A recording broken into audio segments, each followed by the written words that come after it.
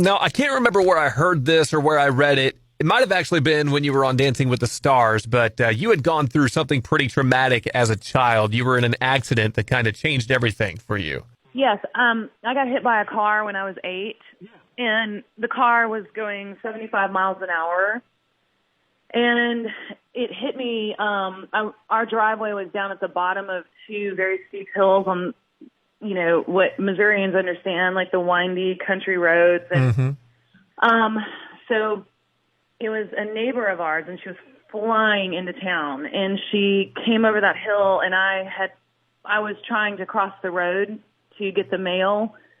Well, I say to get the mail, but I really have no memory of what I was doing or why I was down there.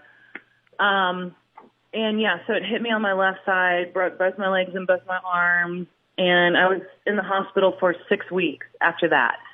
And then for a couple of years was in a wheelchair with casts on my legs. It's terrible. And so you're wheelchair bound as a child for a while, a long while, really. So what impact did that have on you going forward? Yeah, I had so many people come visit me and, say, you're so lucky, somebody was really looking out for you. And it definitely put me in a place of real intimacy with God because I knew that.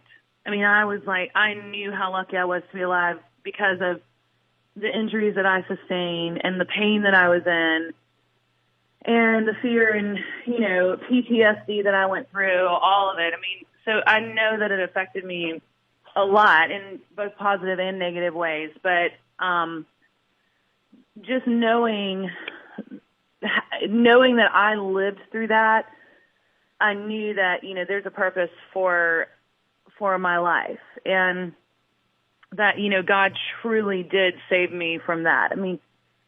You could die easily from getting hit by a car going 20 miles an hour. And I didn't die. It was just crazy going 75 miles an hour.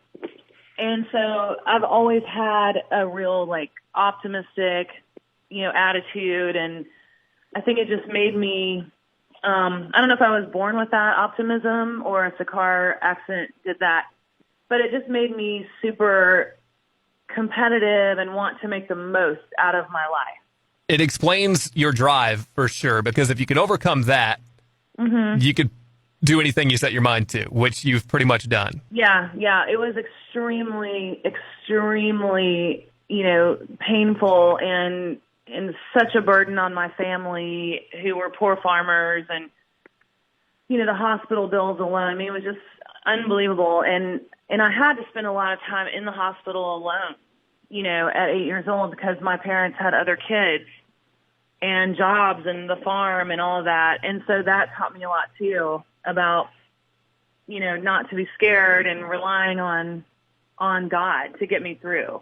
Well, I'm glad everything ended up working out. I'm very sorry that you had to go through that because obviously it was a very traumatic time for you, especially as an 8-year-old child. Yes, and I talk about it in detail in the memoir. So when that comes out in September, everybody can read about it, and it'll make you cry, so just be ready. Okay.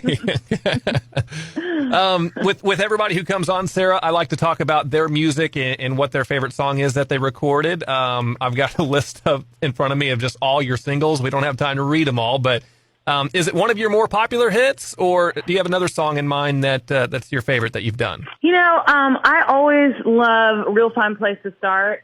That was written by Rodney Foster and George Dukas, and that song it's a long story and we don't have time to go into it right now, but it's also in the memoir. But that song came to me in a special way, but I love performing that song to this day. There's something so cool about it, and it's very sexy, and I love songs that are up-tempo, and so I would probably say I love performing that one the most. But I'm the most grateful probably for Suds in the Bucket because that just catapulted, my career. But they're all like babies. I love them all. Every time I hear Suds in the Bucket, a certain TV show comes to mind for me. And you probably know what I'm talking about. I'm watching American Idol one time, and somebody's singing it. Might have been Kelly Pickler. I don't even know who it was. It was. Was it Kelly Pickler? There's been a lot of people that have sung that song on American Idol. But yeah, Kelly's the most famous. Okay. And then Simon Cowell just like rips the song to shreds.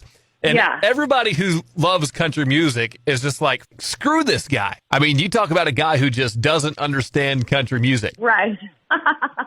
Yeah, what an elitist.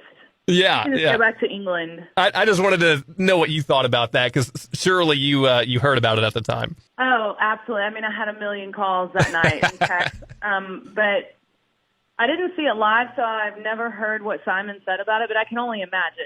And he, it's his job to be dramatic, sure, to be critical.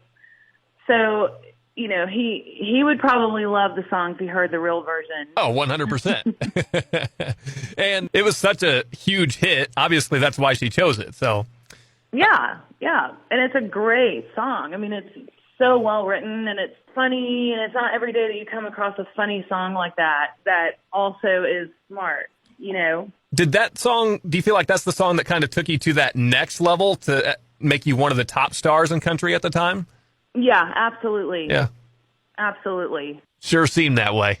And the last thing I have for you, Sarah, would be who else from that time, like late 90s, early 2000s, other artists I'm talking about, did you enjoy hearing from or working with? I always loved the Dixie Chicks music. I thought they were incredible. Like Ready to Run and Cowboy Take Me Away. And a lot of those songs were written by my friend Marcus Hammond, who wrote Born to Fly with me. So I loved their music. I loved, one of my favorite albums around that time was Martina McBride's Emotion. Great album. Yeah, great album. I love Keith Urban. I love Rascal Flatts. There was a lot of incredible music in that time.